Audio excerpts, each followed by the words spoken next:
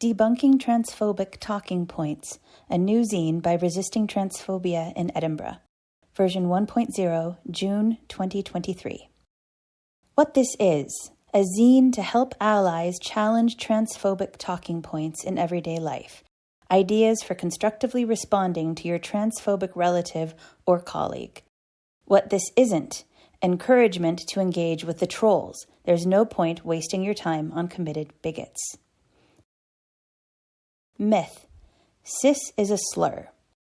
In talking about gender, cis plays very much the same role that straight does when talking about sexuality, and abled does when talking about disability.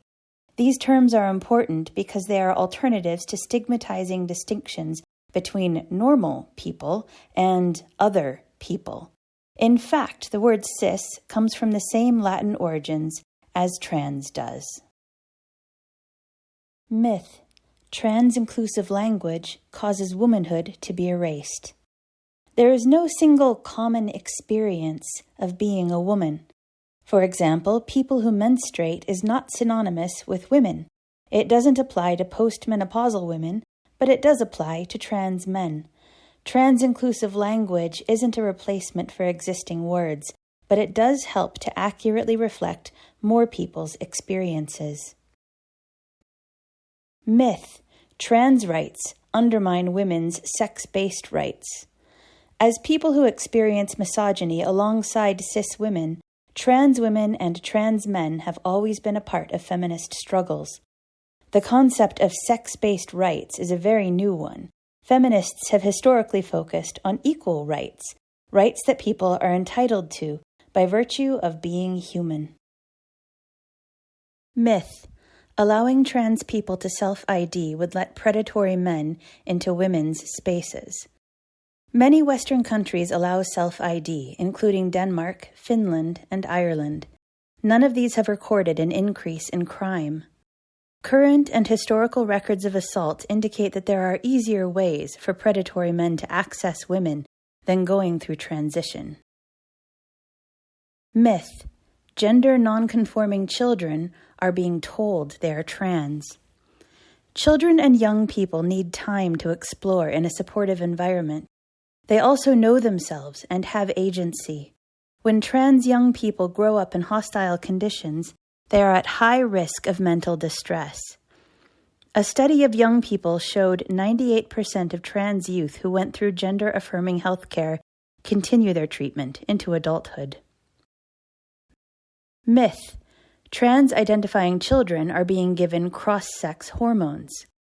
Puberty blockers are not the same thing as cross-sex hormone treatments. Puberty blockers are largely reversible and have been used and tested for decades. Young people cannot be given cross-sex hormones until they are at least 16. Myth. Trans people are more likely to be autistic or mentally ill. Can we be sure they are trans? Autistic people are more likely to be trans. This might be because they are more likely to question social constructs.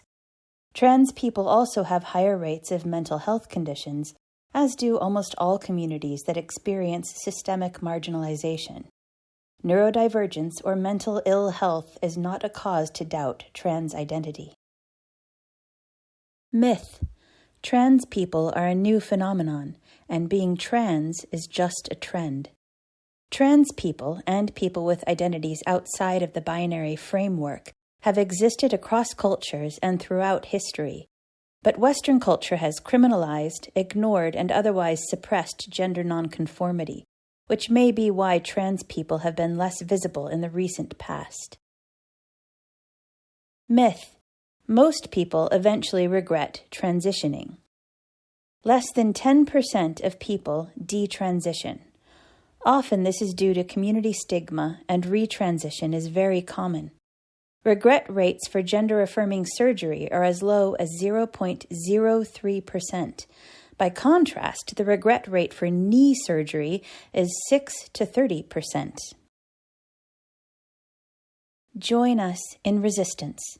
Email resistingtransphobia@proton.mail to join our mailing list, meet people on our Discord forum, and learn more.